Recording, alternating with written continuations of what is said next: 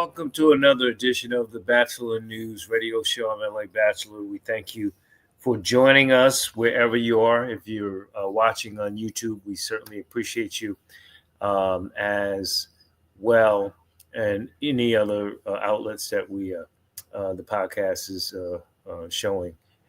Want to bring in my guest. Always good to have him to come on, talk some NFL, some sports from a New England standpoint, from Anasis Media. He is Nick Anasis. Nick, always a pleasure, sir. LA, how are you? Glad to be back. Yep. Hope all is well. Know you keeping busy.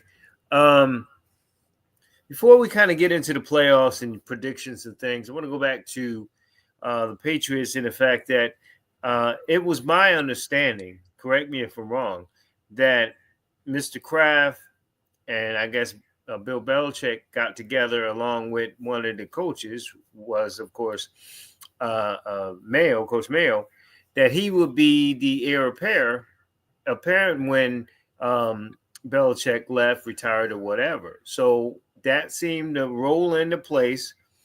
And then after 1 year with a rookie quarterback, really no receiver you can count on that has a name or that can, it's going to be a real alpha dog. A defense that had issues, offensive line, real problems.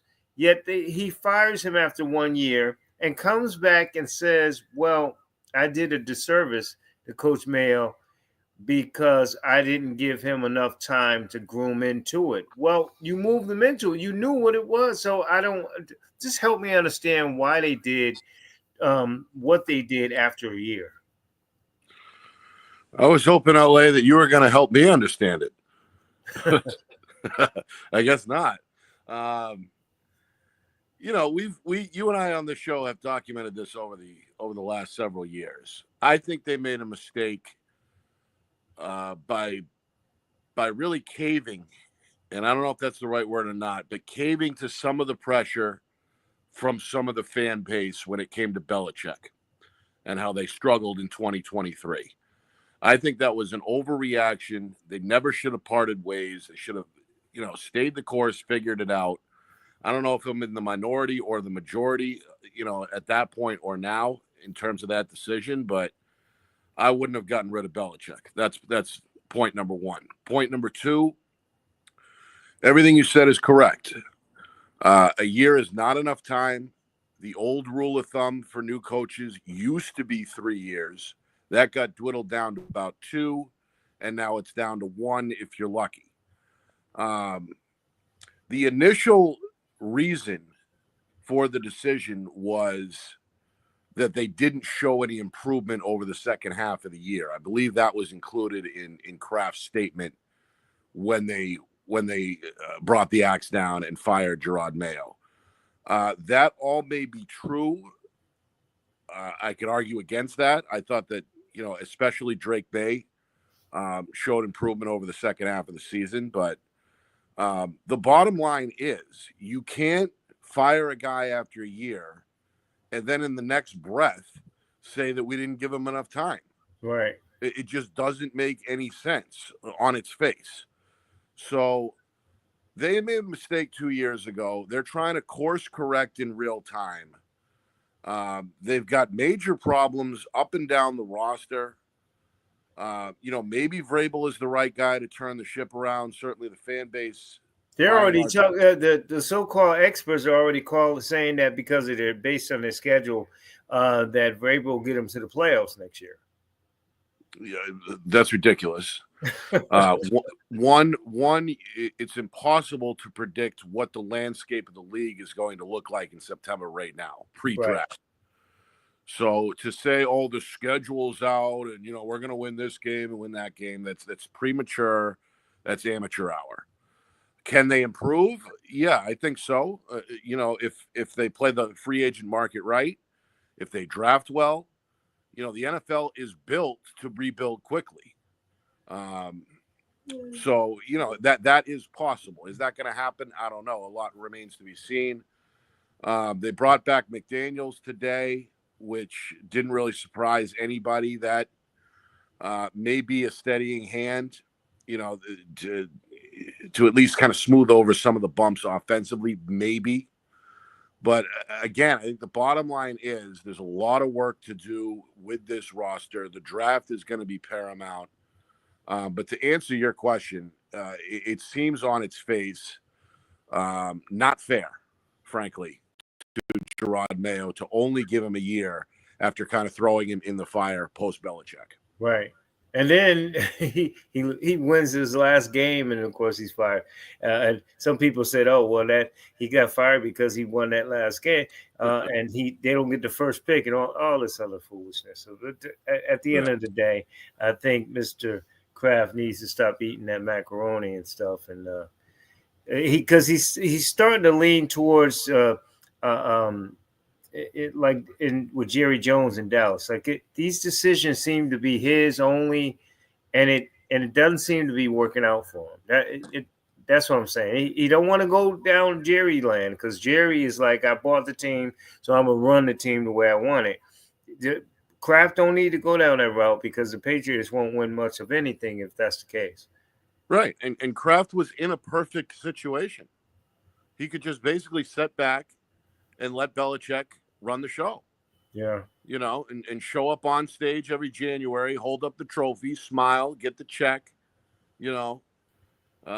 perpetuate the brand and look good.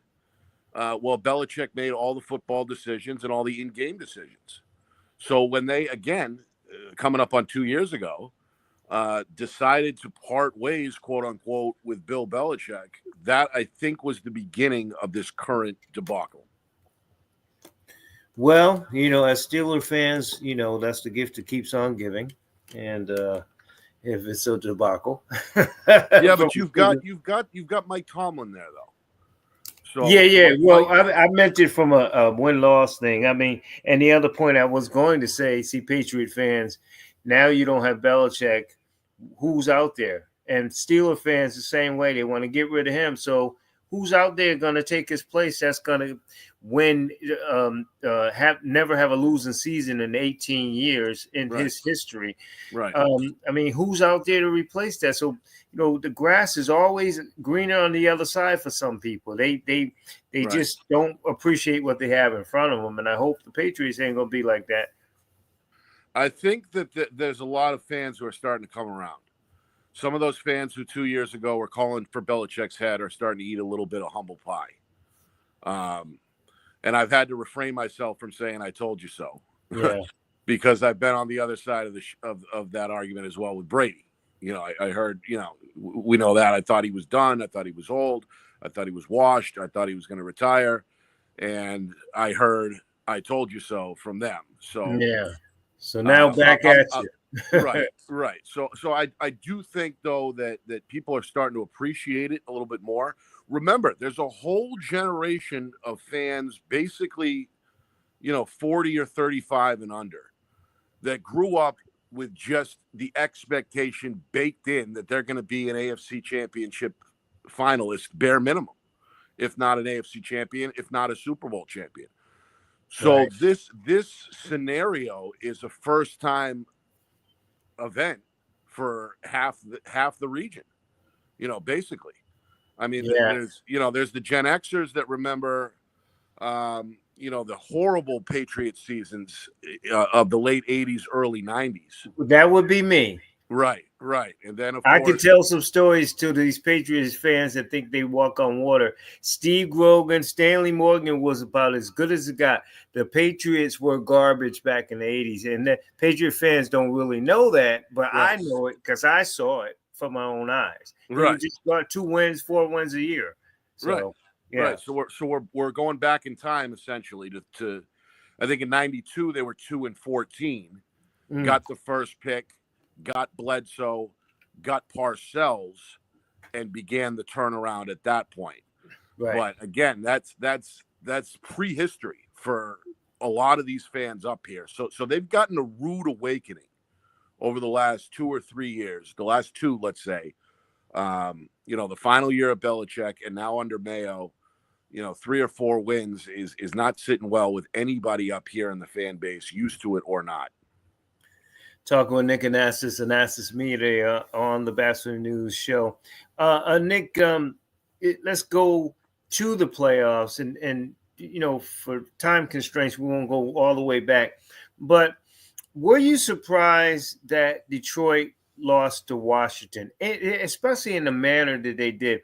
I was saying to people, Detroit didn't take Washington serious. And you add on the fact that they had like 11 million guys on defense out of the game.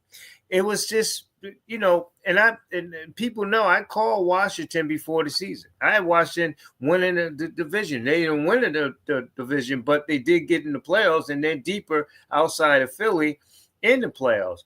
But people were so surprised that Washington and this kid with the poise that he shows came into this game with no fear. They had, like their coach says, anytime, anywhere, and they took it to Detroit. And I think, like I said, point one, they didn't respect Washington. They didn't take them. They took them for granted. And then B, they had so many injuries on the defense. They were going to have to outscore Washington in the first place. Right. Yeah, and plus, even at full strength, I think that defense is still a player away. They still have they had their problems in the secondary in the beginning of the year before the injuries. Obviously, they lost one of the best pass rushers in the game. Right. So I'll give them a mulligan for that. But they still need work, I think, this offseason defensively. Now, to your point about the top seed coming in, maybe sleepwalking a little bit, banged up on one side, and then you've got a team with nothing to lose on the other. To borrow one of your phrases, we've seen this movie before. I mean, just a few years ago, San Francisco comes into Green Bay. Green Bay had the top overall record. They had Aaron Rodgers at the top of his game. They come out flat, and San Francisco ends up beating them as a 6th seed. And we see Washington as a 6th seed do the same thing. So sometimes that happens in sports, especially at the pro level where so much is based on routine. Monday, they've got a routine from the time they wake up to the time they go to bed. Tuesday, same thing. Wednesday, Thursday, Friday, and then, you get into the weekend, and then there's the game time Sunday. If that's disrupted, whether it's a bye week in the regular season or a bye week in the postseason, that can throw off those routines. And sometimes it can be a detriment if you're not ready to play. So I think Detroit is good enough to rebound from this, to learn from this, to get better from this. We've seen that happen as well. A young team will fly through the regular season, get handed a loss and then come back stronger the next year because of it, mentally and physically. So I still have faith in Dan Campbell. I think he's a great coach. He's a player's coach.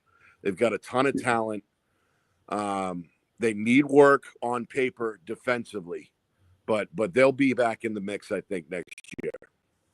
That town has to be devastated. Someone asked me which teams have never won a Super Bowl, and I was thinking about it. And Detroit, of course, is at the top of the list because of the success they've had over the last few years. So I know that town is devastated. But on the flip side, I mean, it's hard to put your finger on who Jalen Daniels reminds you of, other than he's Jalen Daniels. People say, I say Lamar, young Lamar, he's about his size a little bit. He's probably a better a thrower, more accurate when Lamar was that age, but he kind of gets that feel. And just the idea that he just kind of, he doesn't flinch. They talk about Joe Burrow and no expressions and stuff. This kid's got the same thing. Like, he doesn't, you see him on the sideline, he's just kind of sitting there waiting his turn. Like, we're going to win. And they buy into it. And you talk about Dan Campbell. Dan Quinn is the perfect guy for him to advance his career in terms of, okay, yeah, we believe in you. We're going to go for it on 4th and 1. We're going to go for it in 4th and inches because we believe in you. He's pushing this kid maturity even further as a rookie. And think about this. He has a chance to be the first rookie to ever get to the Super Bowl. And if he wins, add that to it. So everybody's on Philly, and I get it, but man, everybody's been on everybody else but Washington a lot this year, Right. and he's been awesome, man. He is. And when you come from a program as prolific as LSU, Right, you're the pressure comes along with that. You mentioned Burrow, same thing. Um, and it's not obviously just LSU, but that's one of a handful, I would say, of 5-star prestige programs where you're getting, again, 5-star high school athletes, best of the class, year after year, et cetera. Obviously, Alabama, Georgia, Ohio State, they're on that list as well.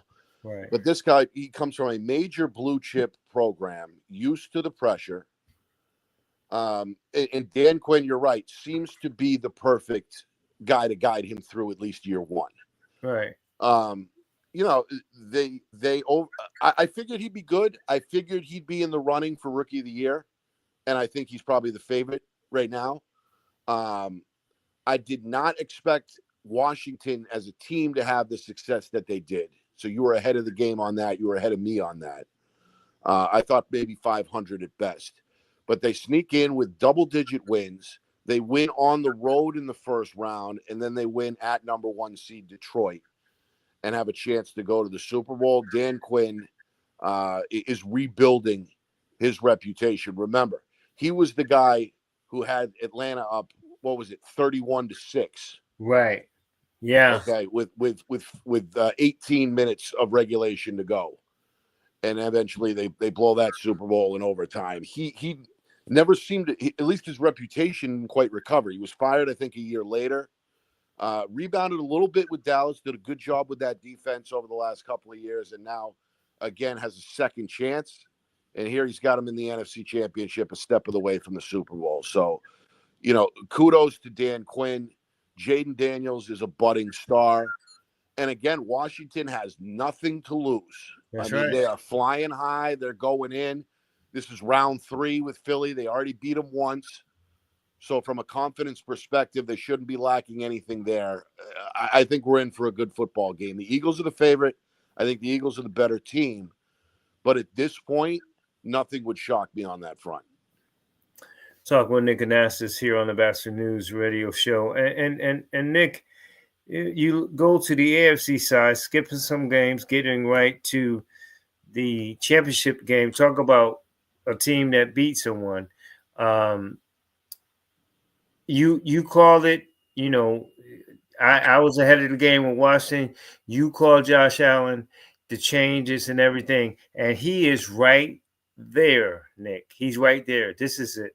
This is the time. And I'm gonna tell you what I said to someone off the air weeks before the divisional round. I said if Buffalo and Baltimore meet, the winner is probably going to the Super Bowl. So Buffalo won. I can see if he plays like that and Joe Brady calls a game like that where he's running the ball, they putting the 6 offensive linemen in, doing everything they did, don't turn the ball over, unlike Baltimore and Lamar. Um, if they do those things and play, they already been in a hostile environment, albeit now regular season to the playoffs, but they already know what the Chiefs fans are going to bring.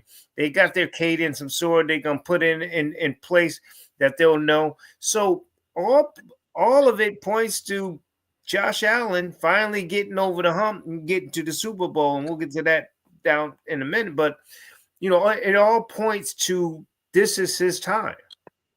It does, because you look at the track record and they've taken their lumps. They've been in these spots before, particularly against this opponent. I know it's another sport, but the immediate comparison that pops in my mind is Jordan taking his lumps against the Pistons and ultimately, after 3 or 4 shots, getting They it done. finally got over it. Yeah. Right. This is similar. Or if you want to keep it football, then let's look at Steve Young and those Niner teams in the early to mid 90s. They lose 2 straight in the NFC Championship to Dallas. Dallas wins 2 Super Bowls, and then the next year they finally get over the hump. Allen has had an MVP caliber season. If I had a vote, my vote would go to Allen. Lamar's numbers are slightly better if you break it down on paper, but the Bills had I think a 2-game better record, the number 2 seed. And then I know the voting takes place before the playoffs, but he got it done head to head as well. I would give it to Allen again if I had a vote. But yeah, he's 0-3 heads up against Mahomes. It's at Arrowhead. The Chiefs have won every game this year except one. They're more balanced, I think, than they were a year ago. Yes, they're not as explosive, but the defense is still a Super Bowl caliber defense. And you still have a guy with 3 rings on his fingers taking the snaps. So it's going to be cold. It's going to be black and blue. It's going to be physical. I think it's going to be probably actually a little more low scoring than people are predicting. Because I think the defenses are going to be flying around. The Bills are finally healthy, particularly at linebacker. I'm not sure what Teron Johnson's status is in the slot. He got dinged up against Baltimore, but if he's a go, that's a huge boost. And again, Kansas City quietly has been holding teams under 20 every week all year. So, this is probably, again, a one-possession game. But again, odds are, and again, history, I think, shows up in subtle ways. No team has ever three-peated. And again, Allen is 0-3. A team this good, do they go 0-4? It could happen. But I think the Bills, in my mind, are the better team slightly overall, more explosive, can make bigger plays. So I would give the Bills a slight favorite on the road. But again, if the Chiefs do get it done, they are still the champs and they are still the team to beat. Pat Mahomes has that Jordan, Kobe Bryant mentality. Give me something to, challenge myself. Give me something to motivate myself. So keep in mind, Kansas City, like you said, wants to be the first. Right. There's they got to win, but nobody's won 3 in a row. Not the great Steelers, not the great Patriots, not the great Cowboys, etc. Nobody's done it. Right. So that number 15, he wants to challenge himself. He wants to get there. Plus, nobody talked about him in the MVP, category and all that. I mean, the great ones just find something to push them. Yep. And I think that's the only concern if I'm a Bills fan going in there knowing that, like you said, he's 0-3 against Mahomes in the playoffs. He beat them clearly. Him and Burrow have gotten Mahomes in the regular season. Yep. But at the end of the day, you got to get over to beat a man. You got to beat the man, as the saying goes. And it'll be interesting to see what happens with Buffalo. Real quick, on the other side, Jalen Hurts. The storyline is, can I get back? Can I win it this time? And Washington is, like you said, house money. We just having fun. We lose, but we're a year, maybe even 2 away from being in this position in the first place. So, what do you see in that game? I agree with all that. The whole house money thing, the budding confidence. I just think Philly is probably just too big. I mean, to really simplify it, they're just huge up front. You got Saquon Barkley, healthy, fresh off a 2,000-yard historic campaign. He wants this, as badly as anybody. I think Philly's defense is a little better than Washington's, even though Washington's is good. It probably comes down to turnovers. Can Washington hang on to the football, not just avoid the turnover, but piece together some extensive drives with that run game? Can they tire Philly out a little bit to even things out in the fourth quarter?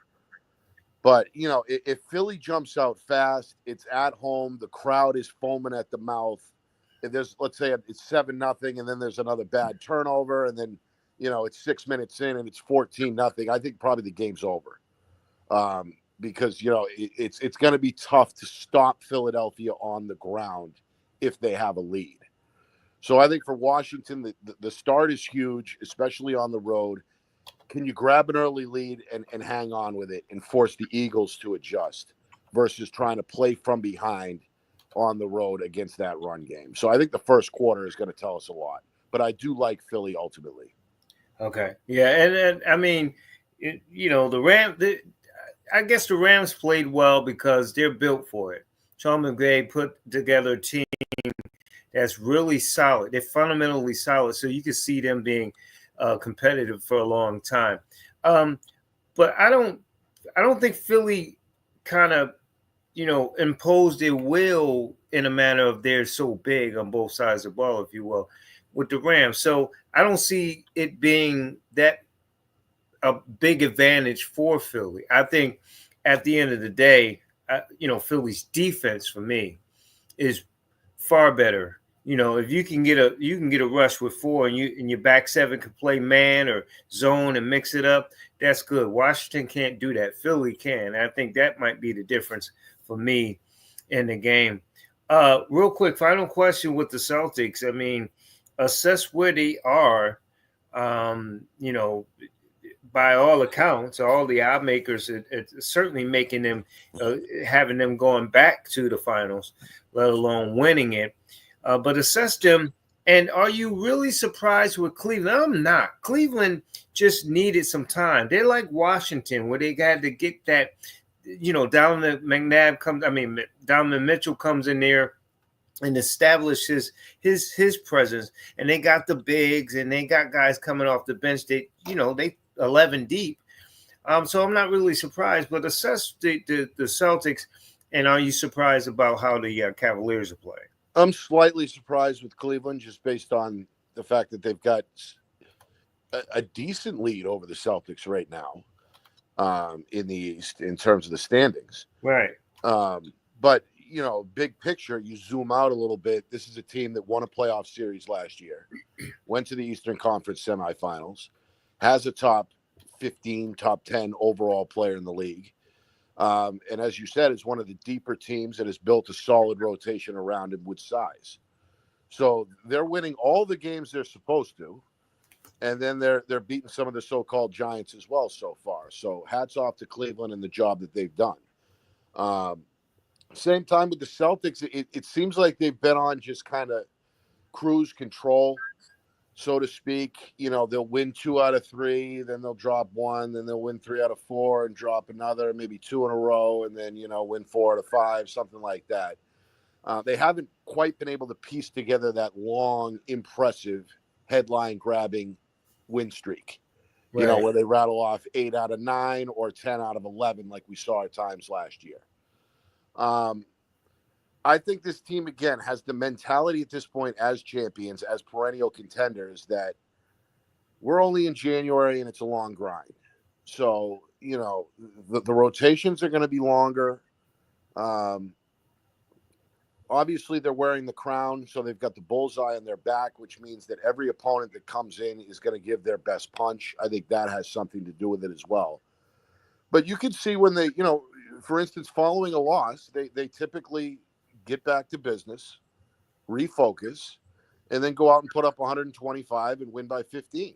Mm. So, I mean, they have that kind of turn it on, turn it off ability to kind of coast through the regular season. They'll likely end up as a top 2, if not the top seed. And then, all the cards are on the table. Once the playoffs come around, it's a whole different game. So I think it's just kind of, let's get everybody healthy. I mean, Porzingis is always a concern. But they proved that they don't really even need Porzingis.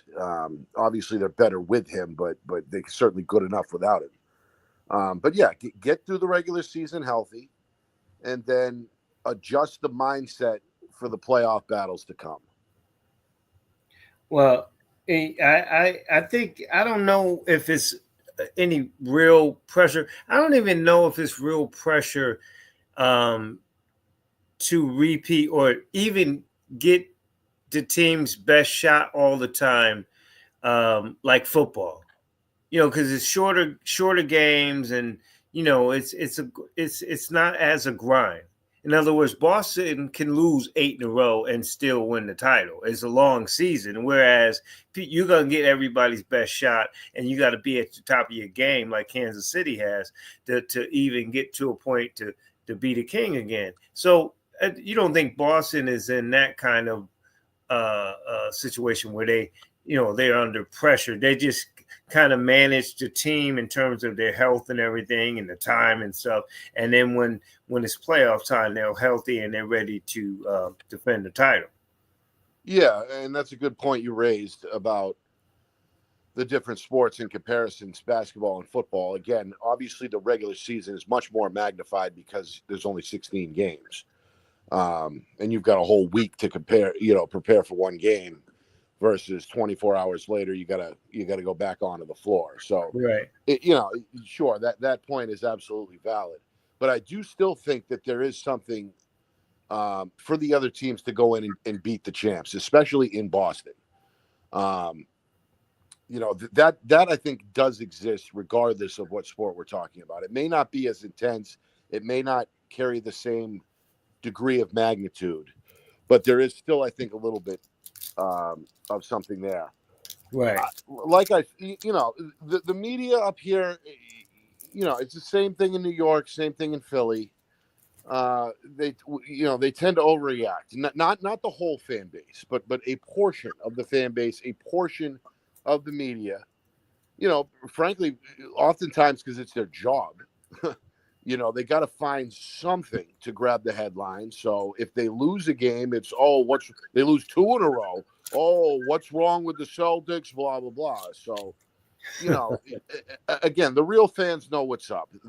The season really begins with this team, especially in late April once the playoffs roll around.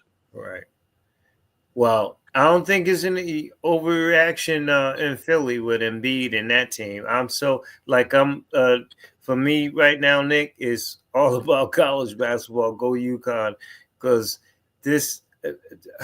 I don't know. I don't know. I don't know what's up. I don't know what's up there. I mean, I figured that they'd. I don't know if I expected them to struggle, but I maybe a half a step backwards, but not a complete debacle like we've seen.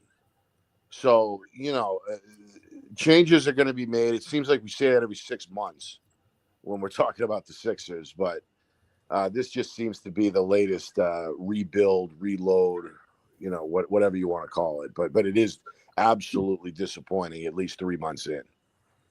Yeah, why you bring in a guy who's supposed to be the missing piece, and Embiid is just he thinks more of himself than most Philly fans do, and so anyway, it may be time for a change of scenery with him. Yes, I think the writing's on the wall. Yep, it would be interesting to see how he would fit with a contender. Because he's such a commanding presence that you can't just throw him in as a third option, or it'd be really hard to do that. Right. Without reimagining the entire offense. So, if there is a market, I'm sure there is a market for him, but amongst the NBA elite, the so-called contenders, I'm not so sure that that's a mid-season piece you would want to add lightly, so to speak. Right. Like I said, go UConn. I'm done. Nick, as always, man, let's get you on and see if our predictions are right next week, and hopefully get our predictions for the Super Bowl. Appreciate you, bro. Sounds good, LA. Have a good weekend. Thanks, Nick. Thank you. All right. Always good to have Nick Anastas. We'll take a quick break. Hopefully get our next guest on the Batchelor News show. HBCU Pro Sports Media Association, providing accurate and comprehensive coverage of historically black colleges and university sports, news, features, commentary, analysis, and multimedia content from the leading voices in black media. We are committed to telling the stories of HBCU athletes and programs. Visit us at hbcuprosportsmedia.com.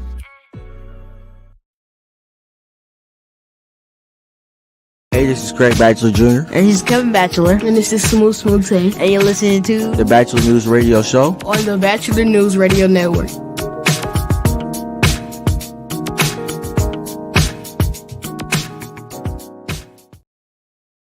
Times have changed. The power to create your own influence through your own network is now in your own hands. As a creative, marketing is essential, and you're limited to the number of marketing vehicles you have access to by the amount of money you have in your budget. We can help get you exposure all over the US, Africa, UK for as little as $35 a month on our Roku and Amazon Fire Stick network. Big Mind Entertainment, we're the vehicle for creators of today and tomorrow. HBCU Pro Sports Media Association, providing accurate and comprehensive coverage of historically black colleges and university sports, news, features, commentary, analysis, and multimedia content from the leading voices in black media. We are committed to telling the stories of HBCU athletes and programs. Visit us at hbcuprosportsmedia.com. Hey, this is Craig Batchelor Jr. And he's Kevin Batchelor. And this is Smooth Tay. And you're listening to the Batchelor News Radio Show on the Batchelor News Radio Network.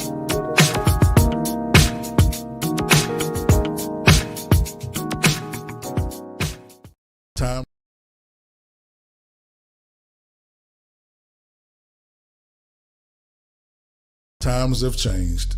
The power to create your own influence through your own network is now in your own hands. As a creative, marketing is essential, and you're limited to the number of marketing vehicles you have access to by the amount of money you have in your budget.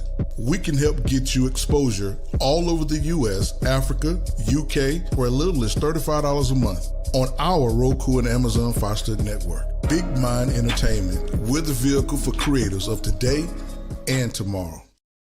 Educating people about cancer clinical trials can be tough, and it's especially difficult to convince members of some minority populations about the benefits after years of mistrust about such studies. But the National Cancer Institute's Cancer Information Service, which reaches the public through a network of partners nationwide, has made headway. Recently, CIS members met near Washington, D.C. As Washington-based Assistant Partnership Program Manager, Cherie Spencer explains, the service has helped educate local African American ministers about the positive aspects of clinical trials. When it comes to underserved populations, many communities are likely to trust information from others who look like them and sound like them. Our message is that greater minority participation in cancer clinical trials can help reduce or eliminate disparities. The CIS also reaches out to cancer centers, state health planners, and medical and nursing staff with clinical trials information. As Arkansas Partnership Coordinator Misty Smith adds, the service has found success in focusing on training medical staff. Our Train the Trainer educational programs have been very successful. Indeed, more than 60% of the people who are participating in our programs are doctors and nurses. These are the people who are in direct contact with our underserved populations every day, and they need to know how to discuss this with their patients. And Pacific Region Partnership Program Coordinator Kevin Castle adds that CIS partners have worked to include clinical trials education in health profession curricula. We've reached out to over 1,400 medical and nursing students. We've even reached out to insurers. We have to educate across the healthcare spectrum that interfaces with medically underserved populations. It's all part of the same puzzle. To learn more about the Cancer Information Service and clinical trials, visit cancer.gov or call 1-800-4-CANCER. Welcome back to the show. We thank you for joining us. Want to bring in half of the You and the Law team's show. One of my favorite people and all-around good guy, Chief Virgil Green. And Chief, always a pleasure to have you on, sir. Yes, sir. It's a pleasure to be on your podcast, and Happy New Year to you, man. I know we're 23 days into the new year, but we haven't spoke. So it's good to see you. Yeah, Happy New Year to you. And 23 days. That means we are 3 days after that Orange Man took office, and it's one of the reasons why I brought you on this time. Um, this man, who I just refuse to say his name, the Orange Man that is in the White House now, just pardoned 1,500 people. Mm-hmm. All of which, or most of which, I would say most of which, were involved with the January 6th takeover of the White House and the Capitol. Yeah. And people focused in on those who were injured, the law enforcement that were injured, over 150, I think, if not more. You got the numbers better. Certainly the tragedies, but there are people who got their eyes gashed out, that can't hear now, that are paralyzed, and he pardoned all those. And I don't know how you wrestle with it, because I know how you feel about that, and how you feel about him, and how you feel about law enforcement who protects him and voted for him. The largest law enforcement organization endorsed him. Yeah. So where do you go? How do you even meet anywhere with that? How do you wrestle with that if you're in law enforcement and you know that that was absolutely wrong, that he should be in prison and tried for it, and be in somebody's prison, and none of those people who participated in it, that had violence and did damage and everything else, should not be free in any shape or form? Yet they are. How do you deal with that? It's a lot to deal with. And LA, I definitely want to thank you for having us on. My other host was not able to join us. And we just got through talking about this on our podcast. So this was a topic that we talked about. The presidential pardon, the wrong message. And, one of the things that we talked about tonight was the two largest law enforcement organizations, the ICP and the FOP, for the first time in probably the history of these organizations, they came out with a joint letter addressing the pardons of Biden and the pardons of Trump. Biden pardoned an individual who was convicted of murdering two FBI agents back in the 70s. He had spent some 51 years in prison. These individuals that the incoming president has pardoned, a lot of them had not even begun to serve their prison. They had not seen the inside of the prison, behind the prison walls. Some were in prison. And one of the things that we talked about, LA, is this is a wrong message that you're sending to the men and women who were violently attacked that day on the Capitol. As you just mentioned, some lost eyesight, some are physically they have physical impairments that's going to last them for the rest of their lives. Some lost their hearing.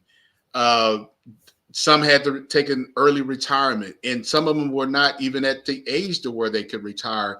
Right. But their lives were changed forever because of those individuals. And I got to share with you and your listeners that one of the individuals was a former police officer from Florida who stated he did not have any regrets whatsoever for what he did.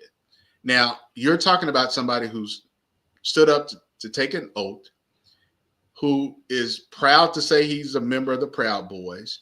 He does not have any regrets for assaulting other police officers. That is, and I think our question was, what does this say about the society that we live in? That why is he still in uniform? Is my well, question. he's not. He's not. He's not. Okay. He's a former. Yeah. Okay. But what does this say about those who are in uniform and those who don't have a problem with assaulting other cops?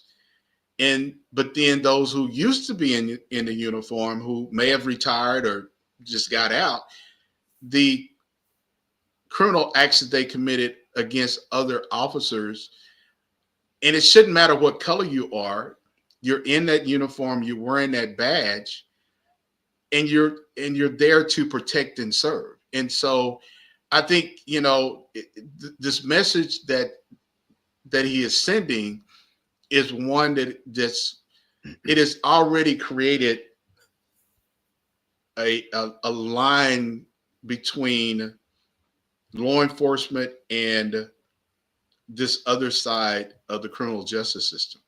I mean, I think as a civilian, most civilians believe that don't have a lot of faith in police, in law enforcement. Let's just say right now, so they don't have that. Yeah, but then they don't really. Then on top of it, though, Chief, there's the section of the brothers that look like us but don't really believe like us. Yeah. And so again, going back to civilians, we look at them as being more blue than black. Mm-hmm. Matter of fact, they more about the blue than anything else.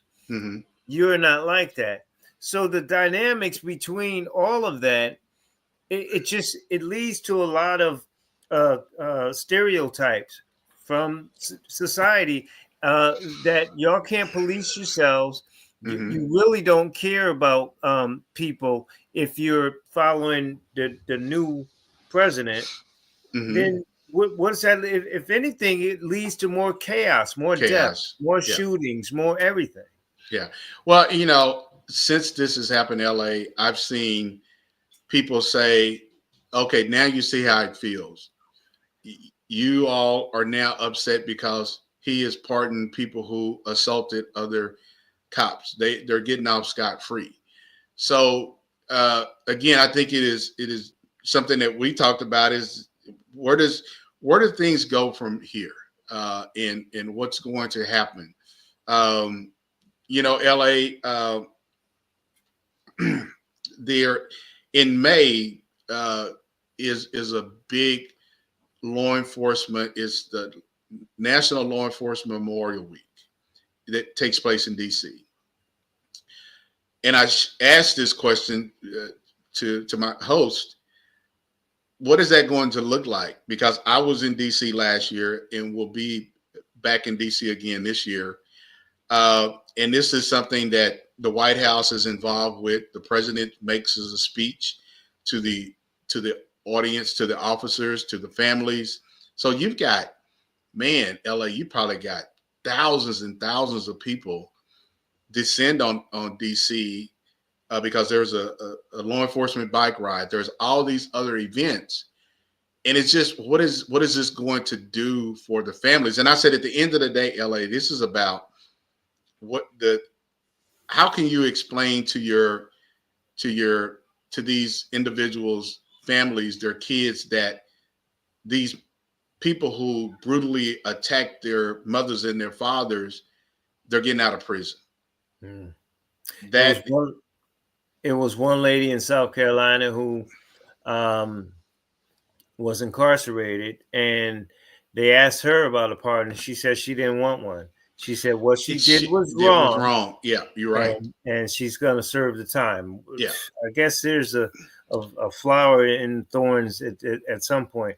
But some people have taken it. Some people have taken full accountability for their actions, and a lot have basically said, "You've given me my that get out of free jail card, and now I know that I'm untouchable, because if I go, I can go and I guess this is a question. I mean, this is a hypothetical question, but what if one of these guys decide to go back to DC and they see a DC cop and they go all hands on,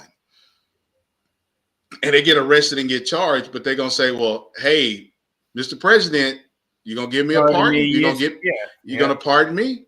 So again, I think his attitude was these people have served jail time. These were some good people. They should not have went to jail, and I'm doing the right thing. And I'm just like, man, you spent 4 years dividing this country, and you've already in just not even 48 hours or 72 hours, you're right back to where you were at 4 years ago. And and the message that you're sending is now it's hit the front doorsteps of law enforcement because of those officers who were injured. And you had one officer who died. Signet was his last name.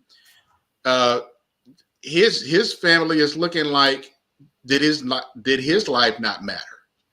And I know we go back to everything that happened with George Floyd and the Black Lives Matter, and people were saying our lives matter, and you got people are saying, well, cops are saying, well, our lives matter, and then you got people saying, well, what about our lives? And so I just think we're already finding ourselves back in a time where are things going to get worse before they get better?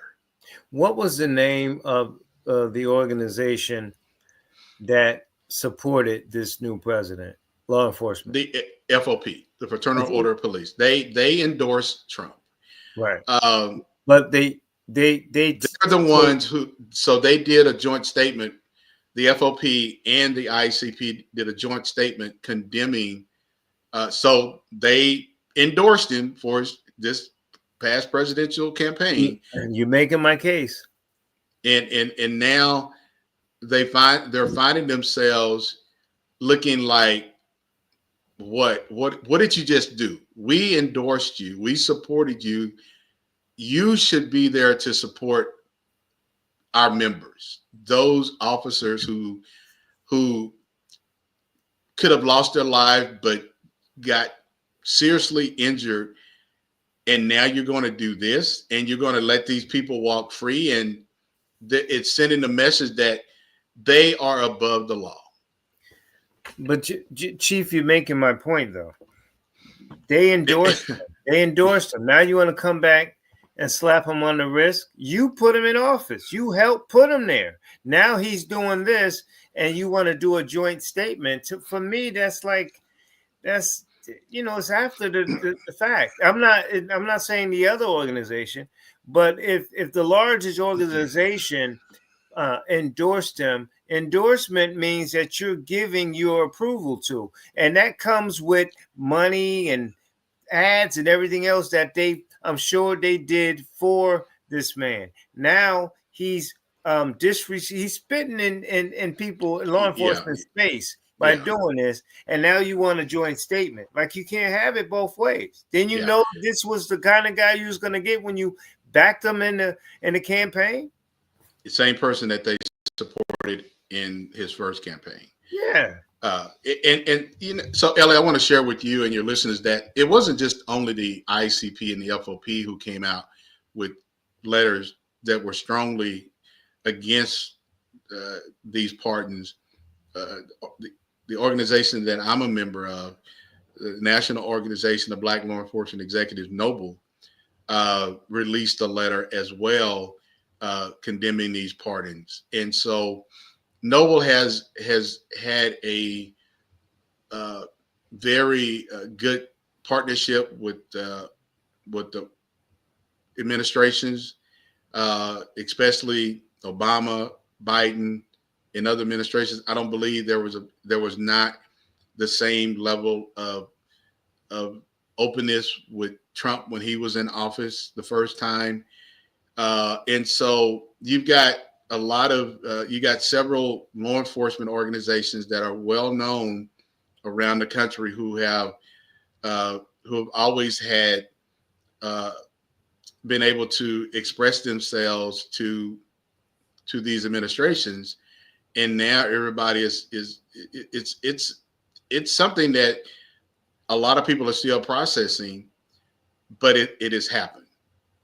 But So it really goes back to, excuse me, Teflon Don, and the fact that you can see the back of my screen, some brown curtains, but I can convince you that they're green because I'm just good at it. I tell you that enough. It's green, Chief. It's green. Yeah. And I'm gonna tell you why it's green. Did you know it was green? And he keeps saying it and saying it, and then people believe in that it's green. And I think that is part of his magic. On top of the fact that there are certain people in this country, the Europeans, I call them, that were waiting with open arms. They were loaning, they were yearning for this guy to come and restore order in this country. And you know what I mean? Restore the kind of order that they want. And so Noble, as good as and as respected as I'm sure, and you're proud of this other organization with the Europeans that run most of the higher parts of those organizations are going to try to swarm on Noble and everything else. And so where are we? Like, I don't even know, as civilians who support you as a black chief, and you doing your job, we in a different climate, man. Like I'm now really afraid to get pulled over by a white cop. I'll just be. I feel even more afraid for that. Well, stuff. You know, LA, and I think for me, and even my host Chief Humphrey, what we talked about was we're having a hard time just getting men and women into this profession. A lot of people left this profession after George Floyd because of that narrative. And here we are, 4 or 5 years later, a lot of agencies around the country is still struggling to retain and recruit. And so here is another thing that has happened where a lot of people are going to say, I think I'd rather go over here and work than go over here and work. But what's even more concerning, because the guy that the clip we showed of the guy who was a former police officer who was just pardoned, along with his father, who was a former police officer who was also pardoned, is that these are individuals who are inside of our police departments. Currently, it's not a lot of them, but they are there. They are there. And so, and I said, how can you look at these individuals who were police officers but had no problem attacking other police officers? Because, as this one guy said, LA, for all of his life, he's paid for the White House. That was his the Capitol. His tax dollars went to that building, so he owns that building. And I'm like, I pay taxes too, and that building does not belong to me. I mean, you hear presidents say the White House is the people's White House, and I've heard Obama say that the White House is the people's building, the people's house. But I'm not, just because I'm paying taxes, going to go do what I want to do. What kind of sense does that make? And I mean, he's not very bright. Taxes are usually local. You pay your federal, whatever your federal is, in your paycheck, you keep it moving. This notion that you own because the building's there and you pay taxes is connected is ludicrous. So the Andy Griffin show is for him. But with that being said, I mean, you're talking about people in law enforcement that committing these crimes are still working. When did we see this? History tends to repeat itself. Remember Mississippi burning? Those cops were terrorists. Yeah. They were supposed to uphold the law. They were breaking the law. So Yeah. I mean, what's the difference between now and back in the 60s and when the two Jewish kids and the black kid got missing and law enforcement helped the KKK to kill them? So, I mean, what is it? That's how I see it. Yeah. And I think the difference is that things are not in black and white. It's in color. Back then it was in black and white. Now it's in color. Right. And that's worse. You're right. Yeah. Yeah. And so, again, I just think, the state of policing is in a situation that those of us who are in policing, there's a lot that's going to be this is going to be interesting to see what happens at some of the upcoming conferences and that's going to take place over the next several months, because this is going to this topic is something that's not going to go away, because it is going to have a long-term impact. And I go back to I can only Ellie, can you imagine just the amount of pain and anger, the pain that those men and women experienced that day 4 years ago from those who were trying to breach the Capitol, and those who did breach the Capitol and used fire hydrants, used poles, whatever they could put their hands on to hit these men and women. And that takes a lot of mental toll on a person's mind and body.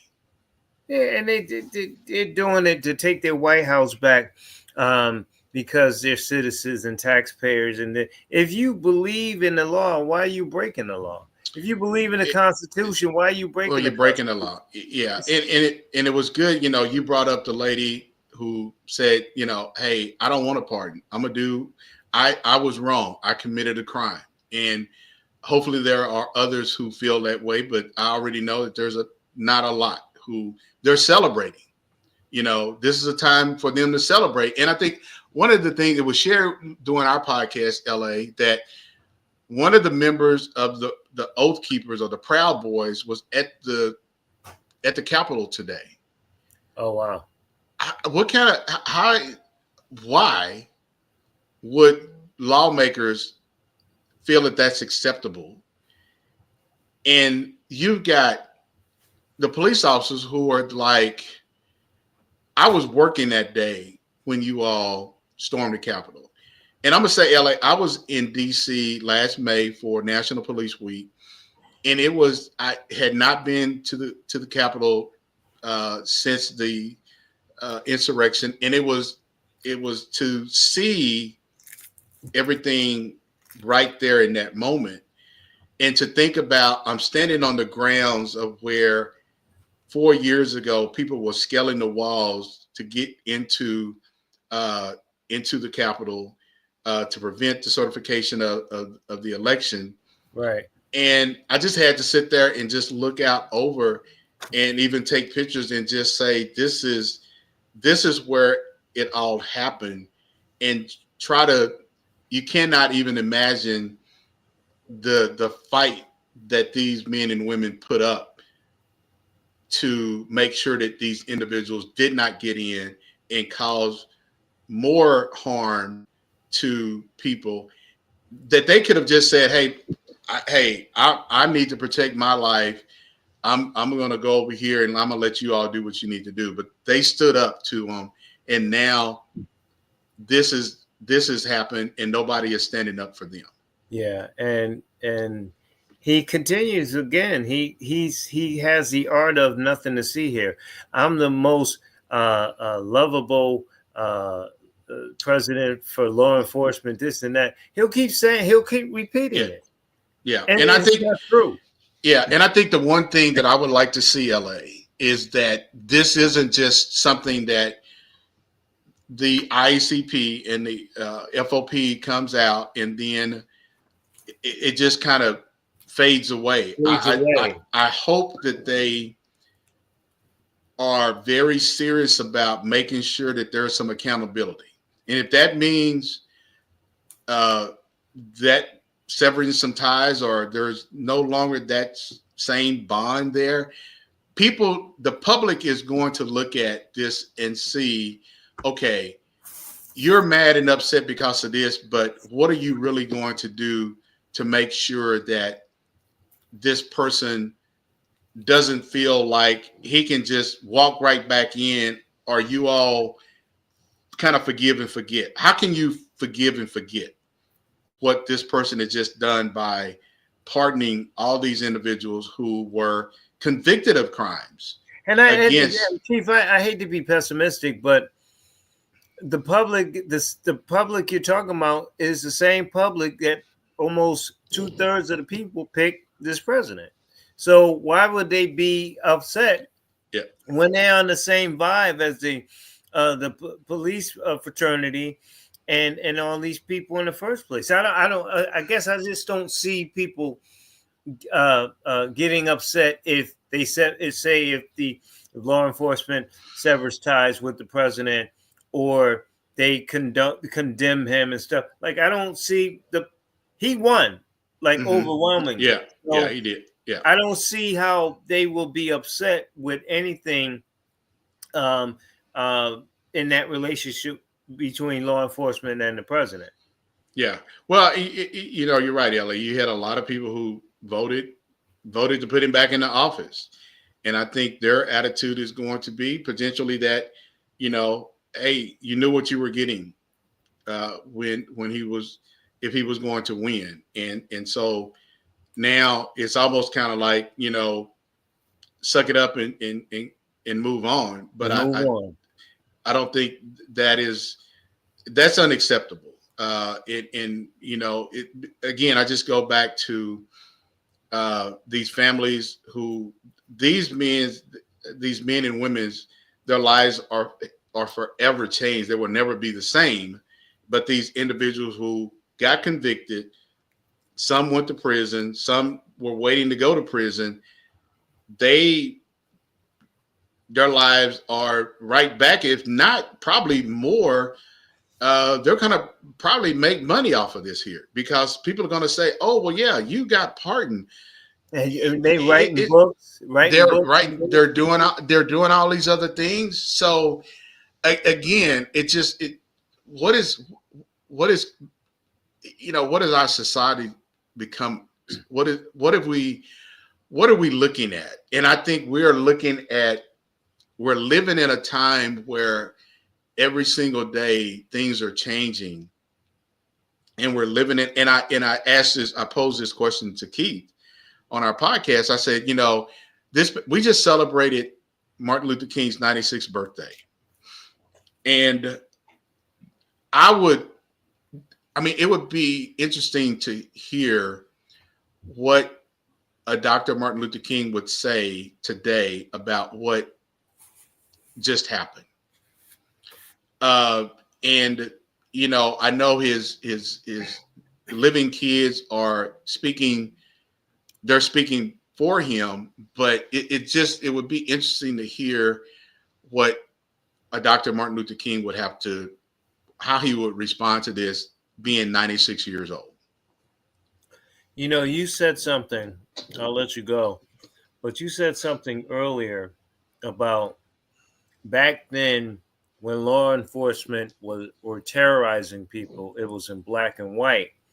Now it's in color, meaning you really can't see what's coming. You really can't see who the enemy is. There's so many different dynamics, so many different shapes and different avenues. In other words, you don't know what's coming, because we multicultural, which is a good thing and a bad thing at the same time, Chief. I got that vibe from you when you said it was simpler. You could see the enemy in black and white, but now we in color. It's something totally different. Yeah, it is. And I think, again, LA, it is just, it's we've never seen anything like this here happen. And but like I said, we're seeing it in color, not in black and white as what we saw, as you mentioned, Mississippi burning, what happened in Mississippi back in the 60s. So it is it's interesting. It Yeah. is. Yeah. Before you go, let people know about the show, and of course, if you have a topic coming up on your next show. Yeah, so LA, again, thank you, man, and it's always a pleasure. But me and my co-host, we started out with you. Can you imagine this was almost 5 years ago? Yeah, almost. And so we have our podcast show is You and the Law podcast. We air live every Thursday. We stream live on Facebook Live. We stream live on our YouTube channel. You can find us on Spotify. Apple Podcasts. You can look us up on our website, which is www.youandthelawpodcast.com. That's www.youandthelawpodcast.com. And we just come together, LA, as you know, every week, man, and we just have some very informative conversations and topics about policing in America. And we don't shy away from having those conversations that people, you don't hear being talked about in policing. So we talk about the good, we talk about the bad. Yeah, and you keep it in, and we keep it real. Keep it real in black and white. Yeah. I always those who I respect like yourself. I always have respect and admiration for what you do. Because I don't know if I have the skin to wear. For me, I would, in this climate, I'd be wearing two hats, and I just have a lot of respect for you to push through, and you've been doing it for a long time. So yeah, and you got to deal with this clown, and it potentially trickling down. Whether you're a civilian or a black officer, it's just trickling down to this whole, we took our country back mentality. Yeah. And,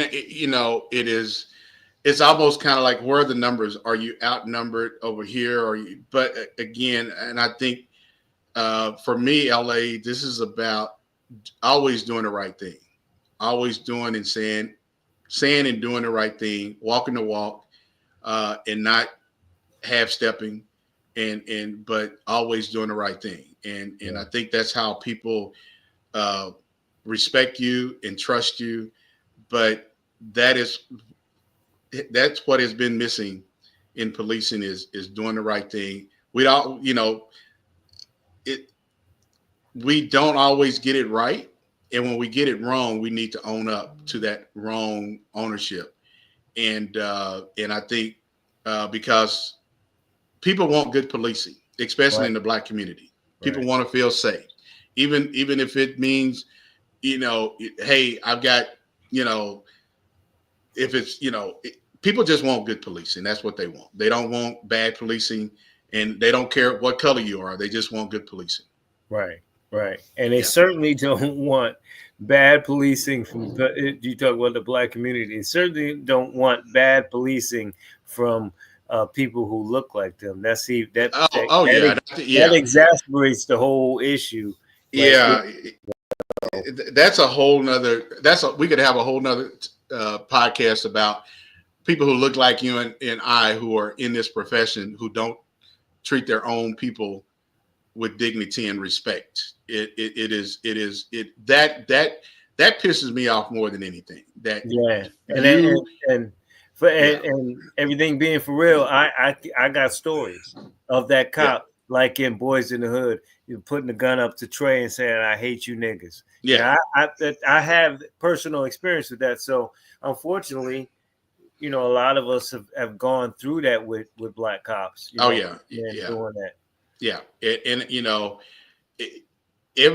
we can't talk about the white cops without talking about the black cops, because there's a lot of bad black cops too that are doing the same thing as some of these white cops are, and it shouldn't be that way. And you got a lot, and vice versa. You got a lot of white cops who are treating black people bad, and some are treating them good. You got a lot of black cops treating black people good, and some treating them bad. I just don't, why is that? Because we should be treating everybody the same way. just because you go out and commit a crime doesn't mean you need to be brutalized. Arrest them, let them go to court, and let the courts deal with them. Yeah. Good. No, go ahead. You finish your thought. Well, no, I was just saying, just like the incident that happened in the prison with I want to say, I believe his last name was Brooks, who was brutally beaten inside of a prison in New York. That is just another thing that so many people are just standing by watching other people commit these crimes, and it's just another black eye on policing. I mean, these were prison guards. They were not. I mean, but they are part of the criminal justice system. Right. ACOs. Yep. Yeah. A friend of mine texted me while you was on, and I just want to get your final thoughts. I'll let you go on this. Not gonna say where he was. He was a chief in North Carolina, a real small town that I lived in outside of Raleigh. I'm sure you're familiar with Raleigh. So outside of there, a little tiny town. And he said he always had peace. He didn't have to deal with some of the inner city, urban, big city stuff.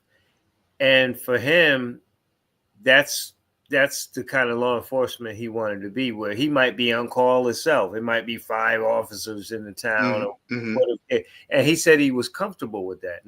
Now, I didn't respond back. I was going to say, well, what about like some of the racist things that go on in some of the inner cities, where, especially when people like yourself are in charge and they want to, some of these white dudes try to not show you respect and things, and things of that nature.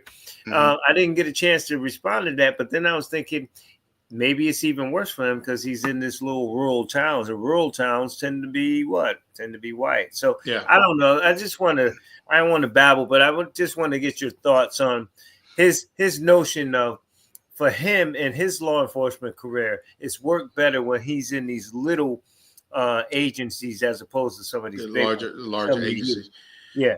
I mean, you may not deal with the amount of violence. You may not deal with some of the racial issues. There's a lot of small rural towns that are predominantly black. I was a police chief, and when I first became a police chief in a rural town in Oklahoma, Boley, Oklahoma, and predominantly a black small rural town, but it had its problems. But it wasn't anything racial. It was just more of just there wasn't a lot of the economic things in that town. But I was there for 12 years, so I must have enjoyed it. I really didn't want to leave it, but I had other opportunities that put me in a much larger agency. So there's probably some truth to that you don't have to deal with some of the things that we deal with in other suburban cities and other mid-sized and other major cities. So, if you're comfortable being there, that's great. But at the same time, you're going to deal with some of those racial issues because of just being in a rural setting. But I would think though too that if it's a small town, it probably, I'm guessing, you can tell me, it probably won't be as much racism because everybody's in it together. Everybody knows everybody. Yeah, even in the town that I was in Boley. I mean, Boley is one of the oldest historical black towns in Oklahoma. It was founded in 1905.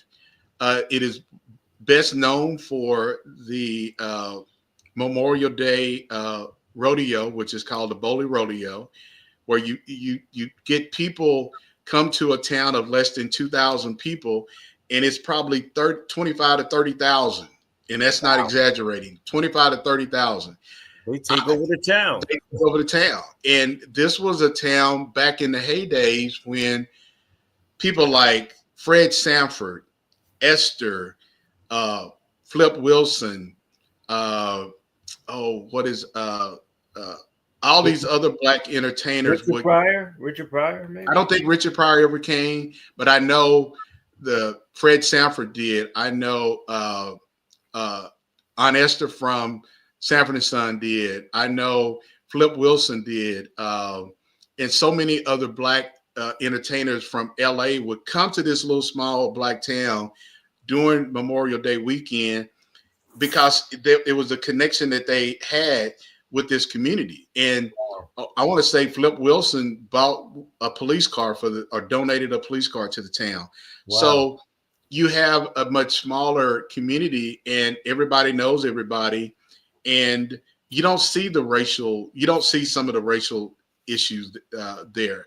Back in probably in the 40s, 50s, 60s, yeah, you probably did. One of Pretty Boy Floyd's, they used to rob these banks. One of his members came to Boley and robbed a bank and got shot and killed by the police chief there.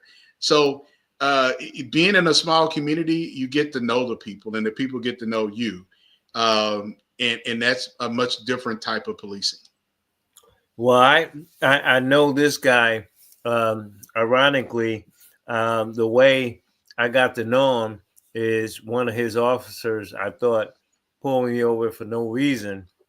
Black chief. I went straight to the chief. Mm-hmm. I was really hot on the air at the time. Next thing you know, I met the chief, and then I had him on the air, and we kind of established a rapport. And he told me about some growing pains he was going through with that in that town. So it sounds like the town you were in, but I just thought it was interesting that he said, he never needed the big city. He's happy from going from little agency to little agency. Yeah. And some people are. Yeah. And, and I think, again, it's all about, I think it's not all about the money. It's about how comfortable you are and how much you enjoy what you do. And I think that is the biggest thing. If you enjoy what you do, and if it's in a small community, and that community supports you, you can be the police chief there as long as you want to. Kind of like, Andy was the sheriff in Mayberry. Yeah, which was actually recorded in a city in North Carolina. In North Carolina, yeah. Yep. So, yeah. But I mean, we're in troubling times, and I always pray for you, Chief, because again, it's not just we're worried about some more George Floyds. It's about those in law agency that know what's right and do what's right, and now have to be on a step their game up even more because of the president who's in office and those in law enforcement who follow him. Yeah. That is the conundrum. That is the clash that you have to deal with those who are on the other side as well. Yeah, in LA, and I say this, before we get off here, that this is going to put a lot of police officers against each other. Right. Because you got some that support those who shouldn't have went to prison, and you got those who don't support what has been done. So it's going to be interesting to see how this here unfolds, because it's pitting law enforcement against each other. And whether you are still a current law enforcement officer or you're a retired law enforcement officer, because there were cops who went to the Capitol who participated in this hearing, who have been convicted of these crimes. So it's going to be interesting to see how those who were their friends, how they're going to respond now. Yeah, it's like your child did something horrible, and you gave them $1,000 for it. Like they didn't learning nothing. Now they're emboldened. They're emboldened. It's what it is. And like I'll leave it like this: that this president has drawn a line already with law enforcement. It's from here on in his 4 years to see where it goes. If you're upset about this, I don't think you've seen nothing yet. So what are you going to do? Where's it? If you're going to let him just keep stepping over the line and stepping over the line, or you're going to do something about it. And Yeah. and you know, I feel for you, bro, because Yeah, it's going to be an interesting, not just the next 4 years, but what's going to happen in the next coming days, weeks, months. Yeah. you have to put it on the micro. Yeah. Chief, as always, man, I pray for you. Yes, sir. Keep your head up and duck down when you need to. Well, hey, man, I'm gonna try to do everything I can to keep my head in a area where I don't have to duck down. Say hello to Keith Humphrey and his Dallas Cowgirls. Yeah, man, I will definitely talk to him about his Dallas Cowgirls. And so he's got to wait next year to see who's going to be. He has to wait to see who's going to be the next coach, and it definitely won't. And it definitely won't be Deion Sanders. And it better not be Mike Tomlin either. So anyway, I love you, man. I appreciate you. All right, brother. Appreciate it. Thank you. All right, Chief Virgil Green. Always good to have him on to talk about really what those who are doing the right thing in law enforcement have to battle, especially when now the guy occupying the White House just pardoned more than 1,500 people from the January 6th attack on the Capitol. That's it. Follow us at LA Batchelor at Facebook, Pad Nation 1 at Facebook, Pad Nation 2 at X, LA Batchelor on Instagram, LA Batchelor at YouTube. If you're watching it there, we appreciate you. Tell your friend to tell your friend to tell your friend. And of course on StreamYard. Enjoy. We will talk with you soon, very, very soon. And thanks for joining us.